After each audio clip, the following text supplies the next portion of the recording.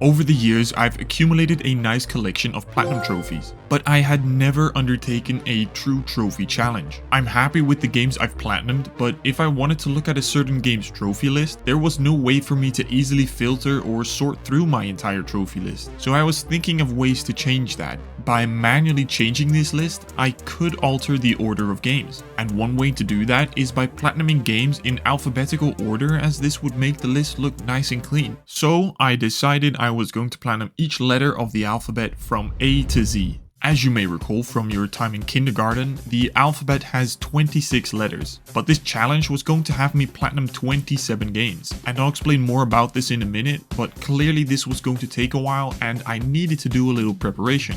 I was definitely not the first person to attempt platinum every letter of the alphabet, as there are many people either on PSN profiles or other forums who have created a challenge out of this. So currently there are a few ways to do a so-called official alphabet challenge according to those forums, but I was going to keep it pretty simple. The rules are as follows. First of all, I had to platinum a game with the first letter of the game's name to the corresponding letter of the alphabet. So for example, A could be something like Astro's Playroom, B could be Beat Saber, and C could be Cuphead. Now I didn't want only big popular AAA games to be on this list. I wanted to discover and show some smaller indie games here as well, in order to shake things up a bit. Next, it would be forbidden to platinum any shovelware games, so nothing that only costs $1 and takes less than an hour to complete, because those games aren't very hard and rewarding platinums to get. And I was only going to play games I was hopefully going to enjoy, because after all, this is supposed to be a fun challenge. And lastly, I was going to do this in 50 days. Why 50 days? Well, because it makes for a fun challenge, I guess. At least that's what I thought. Fuck this game. Fuck this game. Because I needed this list to be in order, I had to start at the letter Z and not at the letter A, because if I start at Z and end at A, this list will be in chronological order when viewing it at the end from top to bottom, which is the ultimate goal.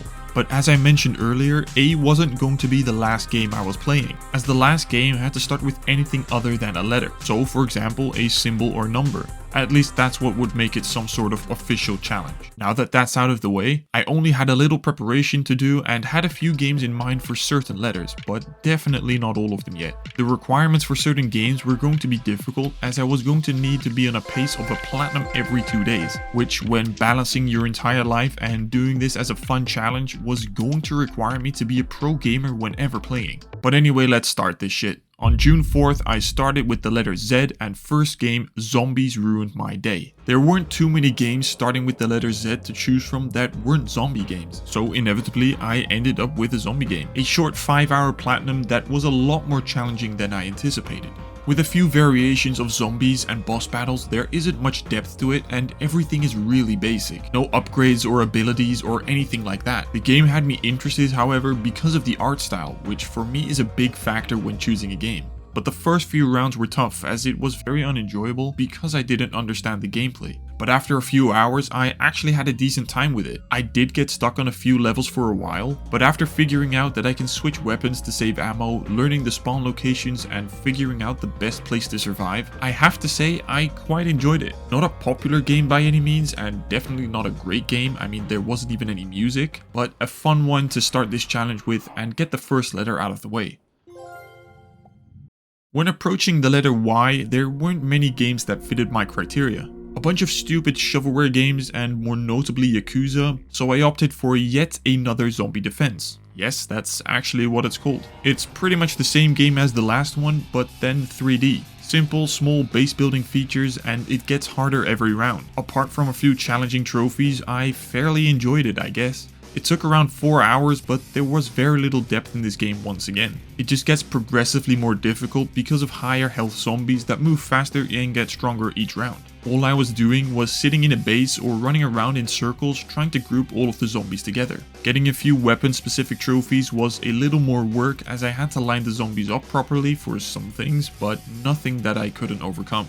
It wasn't a terrible game by any means, but after the 4 hours that I played it, I had seen everything there was and was more than happy to move on to the next game and letter. But that proved very difficult. Not because of the game itself, which I ended up really liking, but because of the choice in which game to pick. You see, these first few letters were actually some of the most difficult to choose from. There simply aren't that many games, and the games that are there are mostly shovelware or way too expensive or way too long or something else that just didn't fit my criteria. And for the letter X, I really had no clue what to go with. I could pretty much disregard all of the games because of the reasons I just mentioned. So I had to take a bit of a leap of faith into a game I had absolutely no clue about but looked decent enough, and I ended up with Xing the Land Beyond. It was a game that I had absolutely zero information about. Only a handful of people had played this game and there were no trophy guides available. It was also playable in VR and that was clear from the start. I thought this game was going to be terrible, but to my surprise, this was one of my favorite games that I'd played in a long time. Xing is a puzzle game where you play through stories of about an hour long. The storytelling was really good and had me intrigued in each one, whilst the puzzles were actually quite challenging, but not too difficult that I had to find a solution on the internet somewhere. I really enjoyed this game because it surprised me by how good it was. I was expecting a terrible game, but I was pleasantly surprised. The different stories you play through and beautiful scenery really made me fall in love with this game. The trophies were super simple as well, as they were all unmissable story related trophies. It was such a nice surprise, especially compared to the games I played later on. Xing is a great game and I highly recommend it to anyone looking for a short puzzle game. I was now only a few days in, and I thought I was making good progress with the challenge. I was thinking I might even be done quicker than I thought if I kept going at this pace. But that was before I encountered the real first challenge from the letter W. Another letter where there aren't many games to choose from, let alone the criteria that I had set myself. But luckily there was one game that was added to PlayStation Plus a while back, namely Wreckfest. I had an itch to play a racing game which I hadn't done in quite some time, and I was eager to try it out. Wreckfest reminded me a lot of a game I used to play some 15 years ago on the PlayStation 2 called Flat Out 2. Both are very similar in that they are racing games on more of a dirt type of track with a lot of crashing into one another. However, Wreckfest was much more realistic with crashes and destruction, which for a short while turned out to be a very fun gameplay loop. The campaign was fun to play through, yet after having seen every track and layout, the races became very repetitive and just a plain grind. There was also a trophy that required me to win 20 online races, which I was dreading because I hate multiplayer trophies. But thankfully I found a great boosting partner to help me out and get those 20 wins. So quick shout out to Canapot, who was a lifesaver. We just drove around on the shortest circuit and got it done in like 40 minutes for the both of us. All in all, with a little bit of grinding, I got the platinum after some 12 hours and was once again ready to move on to the next letter.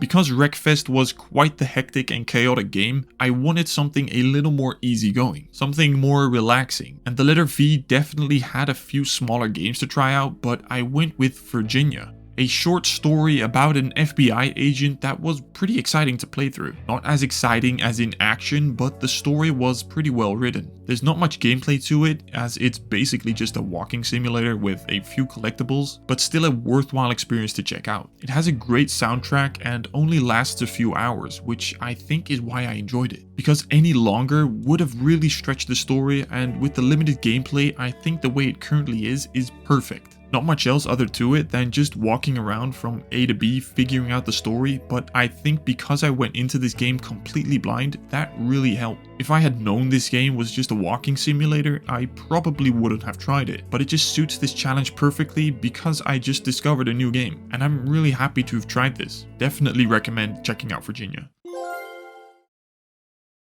As I was browsing the store looking at games starting with the letter U, I stumbled across Unpacking, a game I had heard of once or twice before, but I never really looked at for more than 2 seconds. And let me just tell you this was a fantastic experience. I thoroughly enjoyed this game for a multiple of reasons. It was such a relaxing game to play that I just got lost in this unboxing puzzle game. The trophies only require you to unpack boxes and sort them accordingly. It's so simple you hardly have to think about it, yet it's just perfect that way. The pixel art style is something I can easily fall in love with and looks beautiful, and mixed that with the relaxing music, it all just fits perfectly. Funnily enough, it somewhat reminded me of Habbo Hotel. But anyway, because of the simple gameplay, the beautiful art style, and the short duration, I would highly recommend this game to anyone looking for a quick and easy game to relax with. Luckily, the short time I spent in it allowed me to spend a little more time in the next game. The letter T allowed me to choose from a lot more games than the previous letters, simply because of the word the.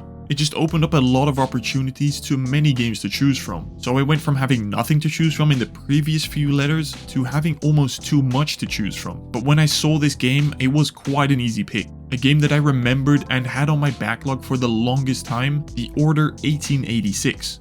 This seemed like the perfect opportunity to check this out. I had heard mixed feelings about this game. People really liked this game, but at the same time, it wasn't reviewed well at all. So unsurprisingly, I had no idea what to expect. And with those little expectations I had, I actually came out of it quite satisfied. It wasn't perfect by any means, but the gunplay and general gameplay was good enough to keep me engaged. Whilst the story was quite intriguing, yet not that great. Whole steampunk type setting was cool and the world felt quite believable in a way. It surprised me as to how detailed and lifelike the world felt. The aesthetic was what really sold it and was clear that there was a lot of thought put into it. What I didn't like, however, about the story was how it was set up. I feel like it really could have benefited from a few more hours to really stretch out this story and make some moments a bit more impactful. The whole werewolf thing at the end, without spoiling anything, at least in my experience, didn't give me a clear explanation and meaning, and it felt a bit rushed. The trophies, by the way, were a little strange in when they popped up, as I only achieved my first and last trophy in the span of 8 hours. They weren't difficult by any means, and even with the collectibles, I platinumed this entire game in less than 10 hours, I think. Still, I'm really happy because I finally got to check this game out. And it wasn't the last game on this list that was on my backlog and really worth checking out. Because with the letter S, Star Wars Speeders was another I really wanted to dive into. I had heard and seen this game a few times, but never played the original back in '99.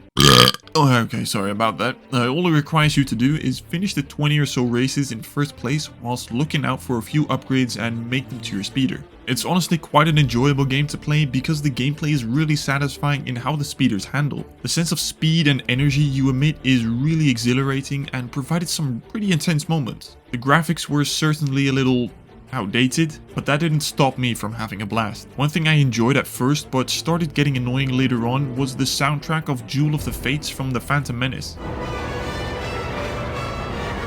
It's a great soundtrack, don't get me wrong, but hearing that on repeat for hours was certainly a little strange. There wasn't else much other to it though. Unlocking characters, and the rest was just grinding out a bunch of races in first place and a handful of miscellaneous trophies, which made for a short 5-hour platinum that I would rate highly enough to recommend to any Star Wars fan.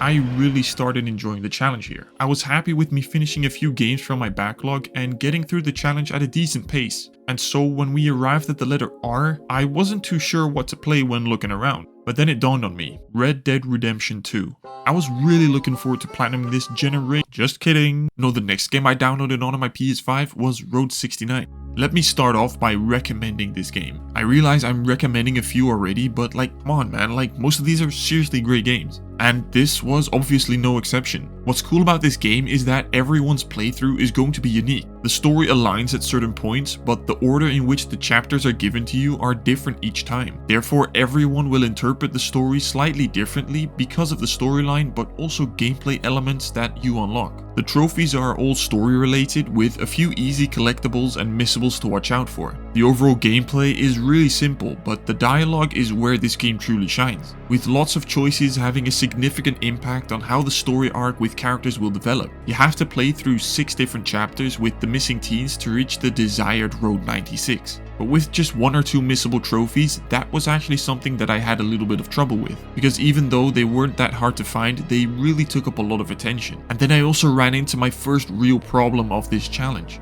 I had missed a missable trophy. I thought that meant that I had to start a whole new game until I happened to come across that specific chapter. But luckily all it required me to do was play 20 minutes into a new playthrough and I finally found that trophy. And thank God, because I was really stressing. And consequently, that was the last trophy I needed to get my 8th platinum. And so I moved on to the letter Q. And there are quite literally no games starting with the letter Q. Nothing at all. There's 50 variations of some stupid shovelware game, a handful of other unknown games, and Quake, but that's seriously it. So I was looking for a fun game to platinum, but that meant I had to choose something completely out of my comfort zone. I ended up choosing Queen's Quest 4. Why not 1, 2, or 3, you may ask? Well, that's because this was supposedly the shortest one. Queen's Quest 4 is a Where's Waldo point and click set in the medieval times with elves and stuff. I really tried to get into this game's story because I like to give every game an equal chance. But man, did I just not enjoy this at all. I was bored of the story and graphics within minutes, which I hated, but I had already popped a trophy, which meant I had to finish it. I just skipped every cutscene and was spamming each scene to find whatever I needed. There were also coins and eggs I needed to find as missable collectibles, and halfway through I thought I could cry. Because again, I was missing a missable collectible. As there was no chapter select, I was dreading starting from the beginning again. But praise the Lord, I had a separate cloud save from earlier which was a lifesaver and only had me replaying some 25 minutes. This is why it's important to make cloud saves every now and then, like seriously, just do it. Also, big shout out to the great trophy guide walkthrough by The Mind is a City on PlayStationTrophies.org, which resulted in me making it through this excruciatingly painful game. That was my first game I really didn't end up liking. Okay, so with all those letters I still had left, I really wanted a quick platinum to get me through this letter P. This time, there weren't any games I had on my backlog or a list starting with the letter P, so I found a surprisingly easy and fun game in Pinball Heroes. Once again, I had no clue what to expect as I was just jumping into these games, but it was a PSP remake which really caught me off guard. Lots of cool themed pinball tables with characters from popular 2009 PlayStation franchises. All that was needed for the platinum was play each level and beat the high score. I mean, it's pinball, so how hard can it be? And with the rewind feature on PS5 for classic games, I was able to save my ball from falling in between the gap, which meant I got this super easily. Cheating, maybe, I call it playing to its strengths. Super simple, super easy, super quick 2-hour platinum. Next up on the alphabet was the letter O. A letter that has quite a few good choices to choose from, but the game I ended up choosing turned out to be a really fun co-op game, Operation Tango, although the way that I got it was exhausting. For those who don't know Operation Tango, it's a co-op game similar to something like It Takes Two. You know, one of those games where you need to work together to find solutions by telling each other what you see or need to do. In Operation Tango, you need to play all 6 missions as the agent and then again as the hacker. Working together to solve puzzles and playing the game from both perspectives was a really cool idea I was properly looking forward to. So I grabbed my good friend Panda to help me out and we had a fun time together, learning the ropes early on and having some tense puzzles to figure out. Although the trophy guide mentions it takes roughly 6 hours to complete, this platinum took me over a week and a half to get. Because aligning our schedules was so much more difficult, it was literally a 10 out of 10 difficulty and so much more challenging than the game itself. So in between the rare times our schedules actually aligned, I was continuing making videos for the channel and planning out the next few games. When our schedules finally aligned, it was super fun as one of us would see a code or solution and had to magically tell the other what to do. It's seriously a fun concept, but coordination in this game is key, with some really stressful moments that gave us a proper laugh.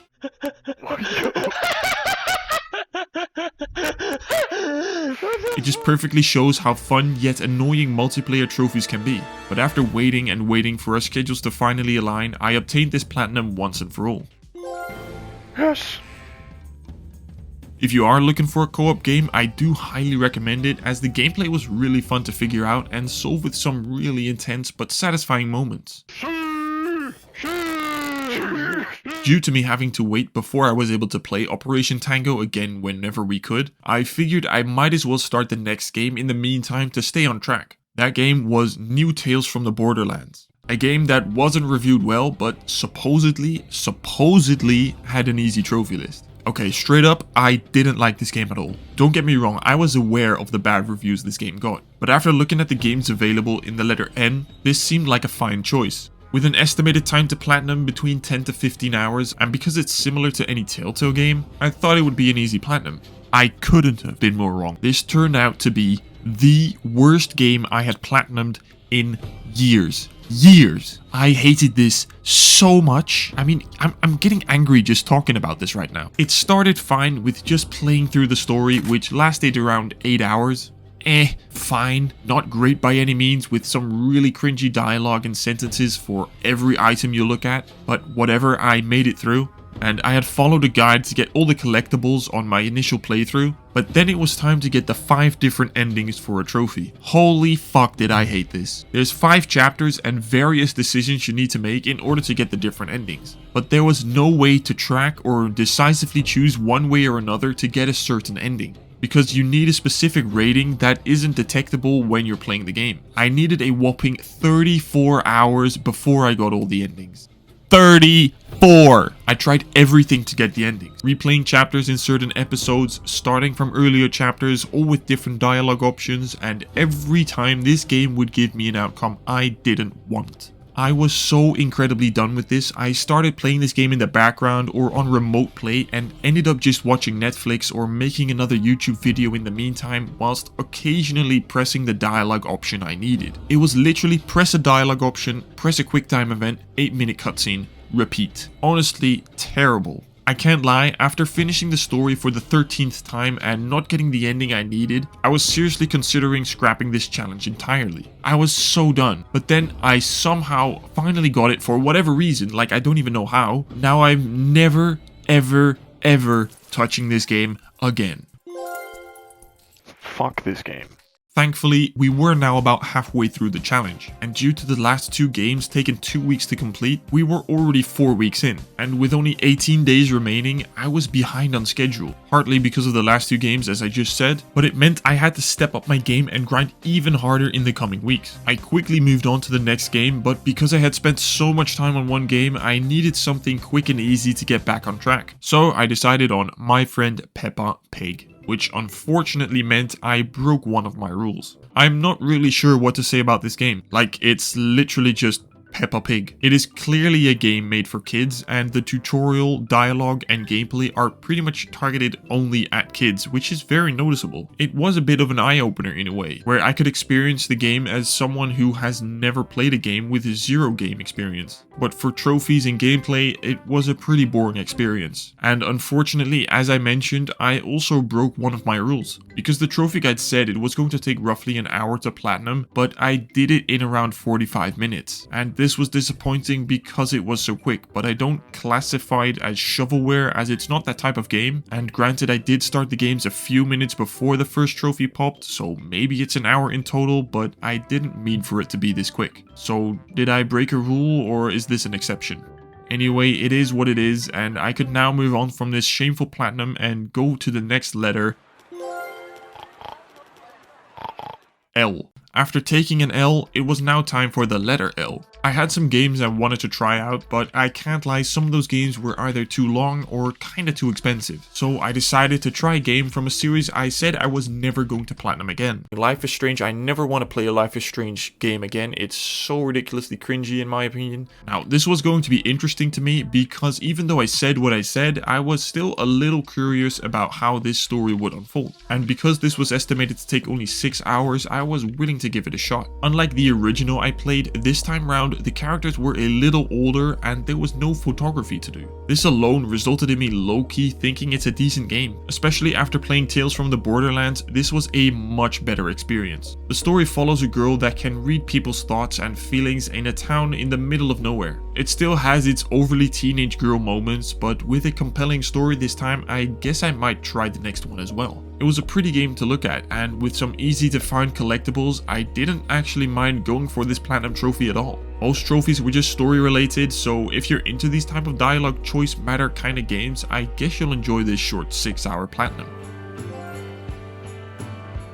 As I still really needed to pick up the pace and get back on track, I went for another quick platinum. This time for the letter K, and I ended up choosing a Knight's Retreat. A straightforward chess puzzle game, but it quickly dawned on me that I only knew the very basics of chess and was no good at this at all. Luckily, it felt like any other puzzle game after a while, and I had a good time with it. Some of the early puzzles were a nice one to start out with as they were much easier, but 20 or so levels in, and I was getting stuck longer than I wanted. So I won't be afraid to admit that I used a guide for some of those puzzle solutions that took me longer than 10 minutes to figure out. Anyway, if you enjoy chess, I guess you'll enjoy this quick puzzle platinum game if you're looking for something different. As we're moving through the alphabet, we're now at the letter J, and from the start of this challenge I already knew exactly which game to platinum. Although I'm afraid to admit I had never played any in this series before, it's of course Jak and Daxter: The Precursor's Legacy. Finally, this was a really fun but also very interesting experience. Having never played a Jak and Daxter game before, I had only ever heard people praise this game and seen various clips but never truly paid attention to what this game actually was. And now that I've finished it, it's quite fun, I guess. With the platinum, it was fairly straightforward and similar to every other comparable game from that time period. Finish the story and find every orb and power cell. I was a bit worried about the controls as for some reason everything was very stiff and the camera was actually inverted by default, but after some adjusting and getting used to it, I managed to get through it. It took me by surprise how Jak never spoke, but the overall humor of this game was pretty fun. The only annoying trophy to go for was the orb collecting, as I needed a guide to find some of those hidden orbs tucked away. And although that was a pain to find, it wasn't the worst thing ever, and after around 8 hours or so, I managed to get the beautiful platinum of an iconic PlayStation game.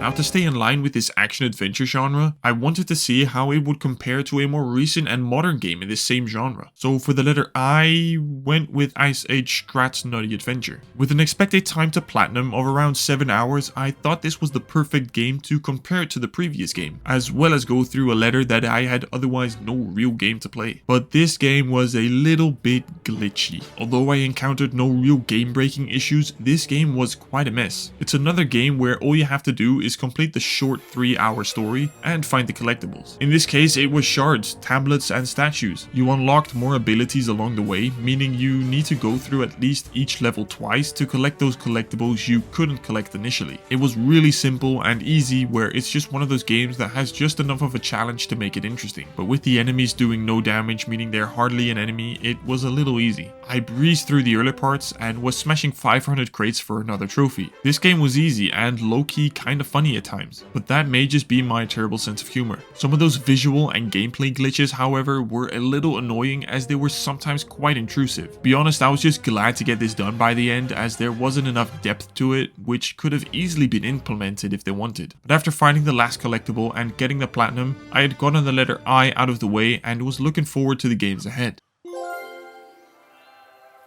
But I sure as hell wasn't close to my intended goal yet. I wasn't panicking at this time, but I still had 9 platinums to go and time was catching up quickly. I had picked out the next few games in advance to better plan ahead, but for the letter H, I wasn't too sure. There were a few games that caught my interest, but they were either too long or difficult for the time restrictions I had. I decided fuck it and let me try an unknown indie game. I went with something that I once again had known nothing about, and it was the Him and Her collection. Firstly, I greatly underestimated this game. I looked at some gameplay and reviews to understand what this game was, which was principally another platformer puzzle game. It started off easy and I got to understand the gameplay mechanics quickly, but after only a few levels, I realized how much skill, luck, and hope you needed for this game. You needed to play through all 3 games, around 90 levels, twice. Once on easy and once on hard because the difficulties don't stack for whatever reason. But the real challenge was the puzzles that you had to jump into a space where you couldn't see where you're going. And the spikes that kill you, you hardly notice them, making it super easy to fail if you aren't fully concentrated. I was making decent progress, but some of these levels proved extremely difficult. And by the way, there was no indication of platinum difficulty, but I'd rate this at a solid 5. Because some of those jumps you have to make are so damn difficult, you need to be perfect with a little bit of luck. Each of the 3 games has a slightly different theme to it. One says him, then her, and then her again, but different. And I am not a good platformer player. Some of these levels literally had me stuck on it just because I was missing the jump by a few millimeters. But because I am perseverant with these stupid trophies, I finally got through all levels after like 5 hours of perfect jumps and turns. And I needed to get this platinum out of the way because, as I said earlier, I had planned the next few games in advance. But these weren't very short games as I really wanted to keep having fun. And for the letter G, there were actually a few decent titles, but I really only had my eyes on one game and one game only. Goat Simulator 3. I played the original Goat Simulator years back and had a hilariously chaotic fun time with that game. Had so much fun that I got it in less than 10 hours of playing, and so I thought Goat Sim 3 was going to be just as short. But consequently, by skipping Goat Sim 2, because it's Goat Simulator, Goat Sim 3 was a little longer. The map and game was much bigger, better, and goofier in every way. The thing with this game is that this game is like built on glitches. If you encounter a glitch where someone or something flies across the map or spawn out of thin air, it was probably designed to do that. Occasionally I fell through the map, and whilst that caused me to restart the game, I just thought of it as part of the experience. Whilst playing as Pilgor the Goat, you come across so many funny pop culture references, far too many to show in this video, but it was so good. For the Platinum there were a lot of collectibles to find and challenges, also known as instincts, to complete, but even the challenges and collectibles were a pleasant surprise as they were all listed in order and super easy to find when using a guide. It was actually really nice and almost a perfect implementation. The instincts were not only funny and sometimes challenging to do, but often did require a quick Google search in order to do the exact thing the game wants you to do. I would highly recommend this game for anyone looking for a chaotic, goofy experience if you want to spend some 12 hours as a goat. I think I laughed more in this game than in any of the last games combined. I just enjoyed this entire playthrough and how much fun I had. It was finally a game where it felt rewarding to get the platinum at the end. Now that we've arrived at the letter F, we have something a little different. A game that was on my radar for the last year or so ever since it got announced, but I never had a reason to start. That game being F1 Manager 2022. Testing myself as a manager in F1 was something I was very much looking forward to. I had heard nothing about this game, so I had no clue if it was going to live up to my expectations. But the trophy guide estimates it will take around 8 to 12 hours if you finish everything in just one season. Well, spoiler alert, I didn't. But anyway, being a Dutch F1 fan, there was really only one team for me to manage. Taking over Christian Horner's Red Bull team and managing Max Verstappen was a fun challenge I was looking forward to, and with the trophies only needing you to win the season and do a few upgrades, with one of the best teams in F1, this should be very easy. But it was not. Halfway through the season, I had to retire and switch teams to the rivals Ferrari as they were somehow always quicker than me. I started a new season as the manager of the iconic red color and quickly went on to victory after victory. Managing was actually really fun. Choosing and managing strategies in-game was much more engaging than I was ready for. Tires, fuel, weather, pit stops, and drivers were really fun to think and strategize about. And in between races, there were enough options to choose from in regards to various upgrades to maintain. After winning the season with Ferrari, finally giving them something to be happy about again, all there was left for me to do was another 8 races to grind out an upgrade I missed. Then I finally upgraded everything I needed and got first place on the podium and popped that platinum trophy with the GOAT Max Verstappen. As it's time to move on to the letter E, a letter that had a handful of options I was interested in. However, a game that recently made its way onto PlayStation Plus was Endling. A lot of people kept telling me how good Endling was, and so again my expectations going into this were extremely high. But this game was a great case of great game, terrible platinum. Endling wasn't a bad game, pretty different, and a short story which occasionally reminded me of Stray in the way the world was built. The gameplay, on the other hand, was nothing special and bored me pretty quickly. I went through my first playthrough blind as I wanted to enjoy the game, and seeing as it was a fairly short game in only a few hours, I thought I would get this done quickly. So after finishing my first playthrough and having a terribly sad ending, I went into what was supposed to be my second and final playthrough. Well, it wasn't. I had followed a guide that claimed you could get it in 1 hour, and he wasn't wrong. After a little over an hour, I only had 1 trophy left, eating all of the different foods in the game. But after eating the last piece of food I needed, it didn't pop. This was frustrating as I had followed the guide to a T. Angrily, I started a new playthrough, went on with it, but halfway through I realized one of my pups had died. I thought this was no big deal as the other pups can get the abilities for certain foods. Well, they could not. Again, at the last food I needed, the ability wasn't available. And so after another hour of playing, I started a 4th playthrough. And trust me, I was pretty fucking done with this game by now. So I speed ran the 4th playthrough, doing exactly everything the guide told me to, and lo and behold, after 7 hours of playing the same story over and over, the trophy finally popped along with the platinum.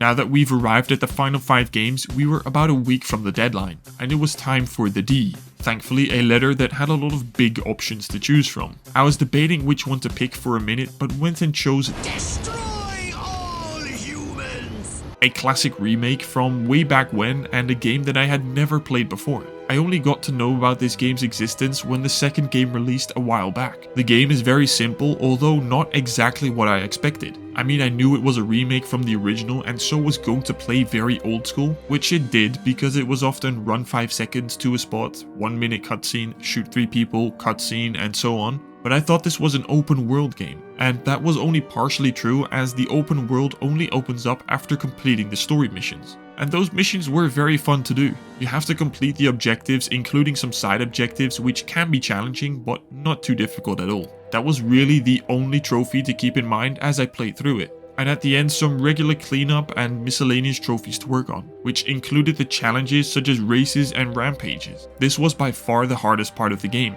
as some of these challenges were really finicky to just get the exact right amount of score needed. I often ended a challenge with only a few points missing, meaning I had to do the entire thing over again. One challenge in particular I just couldn't do and was stuck on for over 40 minutes, which should have taken me 3. The general gameplay of Destroy All Humans also largely reminded me in the similarity in gameplay with Ratchet and Clank. It was very similar in weapons and aesthetics, although that could be simply because of this particular genre. But anyway, I would highly recommend this game, which took me 14 hours to complete.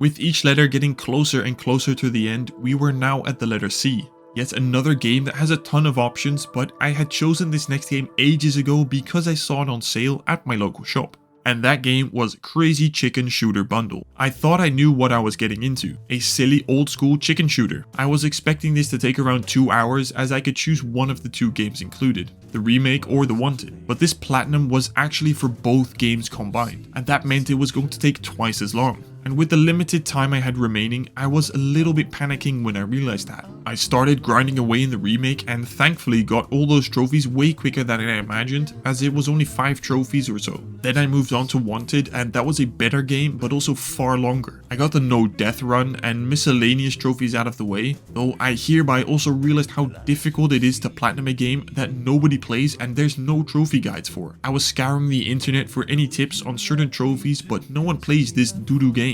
In fairness, it takes around 5 minutes of trial and error to figure out what's needed, and there was only really one trophy that was going to take a while, and that was shooting 6,009 chickens. Sounds daunting, and it was, but after some math, this should have taken me around 100 rounds of averaging 70 chickens a round. But this took me literal hours. I don't know what the exact requirement is, but there's no way it's only 6,009. I was dead inside shooting these chickens for hours on end. It was such a boring, repetitive gameplay that I just thought it was glitched at one point. But I kept on grinding and finally got it, making a promise to never touch this game ever again.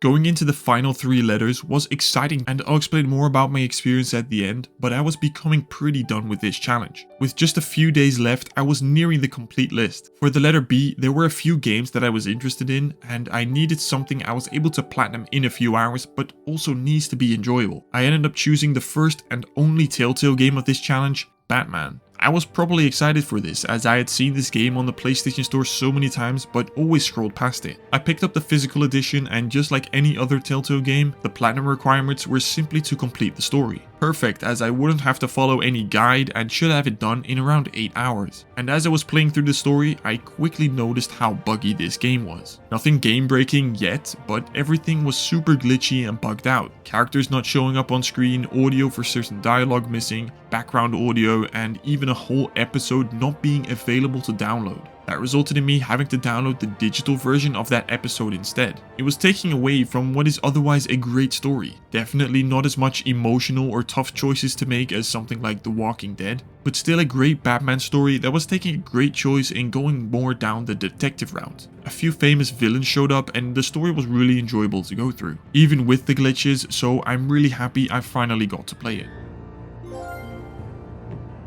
And so we've arrived at the final letter of the alphabet, but not at the final game of this challenge, as we still needed a non-letter game to finish this challenge off. But it did mark the near end of this challenge, as it was on the 50th day of this challenge. I still had to go through a lot of trophies in just 24 hours left, but I also needed to stay true to my word in not platinuming any shovelware games I had no interest in. I started the penultimate game, a true PlayStation classic that I had never played before, Ape Escape. Ape Escape was something I really had no intention of ever playing if it weren't for this challenge, but I wanted to try it out and this seemed like the perfect opportunity. I knew Ape Escape literally as the game where you capture monkeys, and that's basically the gameplay. Capturing monkeys and collecting a few coins to progress through the game. It was a little rough to play as this was literally just a port of the original, meaning that the controls were very outdated. I'm talking about inverted controls for some reason, and very strange button layout that were really outdated. There was some not so outstanding voice acting, but it really just helped give the game a little more of that old game charm. I did kind of cheese this game though, as the controls after about an hour of playing really got to me. It was very frustrating to play and I could see this taking a lot longer than the 8-hour estimate. And because I want to be as transparent as possible, I will admit to using a few glitches to get through the game a little quicker. I used Bushido Cypher's trophy guide and this sped up the process by collecting things as efficiently as possible. And it also skipped a lot of long areas that weren't needed. I just wasn't prepared for how this game would play out, and so I really hate to admit that I did this. But I really enjoyed playing through the story of an old PlayStation classic nonetheless.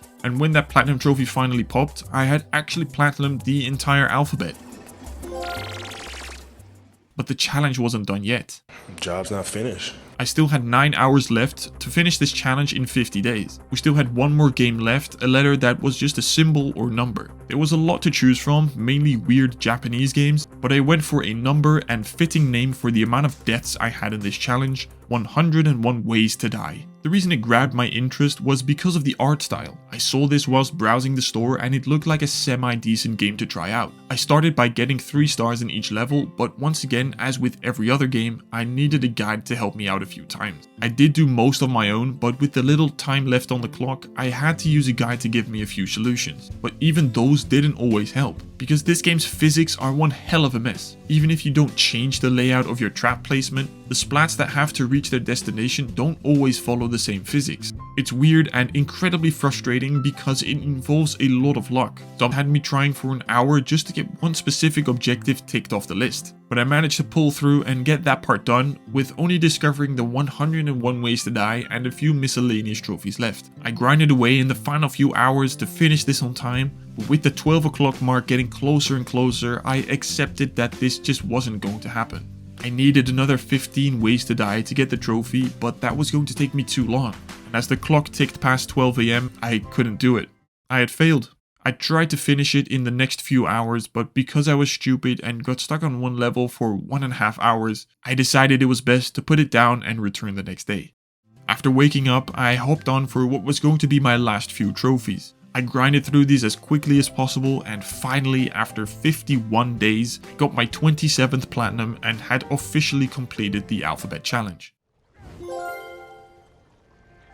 It felt strange. I was done. I had no next game to play. I guess I was free? Because it felt extremely liberating. This challenge had well and truly taken a toll on me. I was grinding so many hours a day and probably only missed like 8 hours in total due to various circumstances. I don't doubt that I could have done it in 50 days if I had grinded out even more, but I was happy if I got 5 hours of playtime in on a day. It's kinda crazy how difficult it is to grind out a new game every few days. Looking up a new trophy guide, even if there is one, and learning and remembering new gameplay mechanics and collectibles as well as following a guide is really tiring. There were just some days where I really didn't feel like playing, but I still needed to keep going, and so I did. Unlike 30 platinums in 30 days challenge, having an even more limited number of games to play is fun, but definitely added to this challenge. If I had planned my games and trophy guides better ahead of time, I have no doubt I would have made it on time. It was just an insane grind that I'm really happy to have finished. I decided to create some quick stats for my thoughts and opinions and total playtime to see if you would like to try some of these, or even attempt this crazy challenge.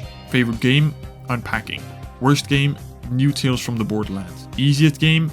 Peppa Pig. Hardest game? Him and Her. Most surprising? Sing the Land Beyond.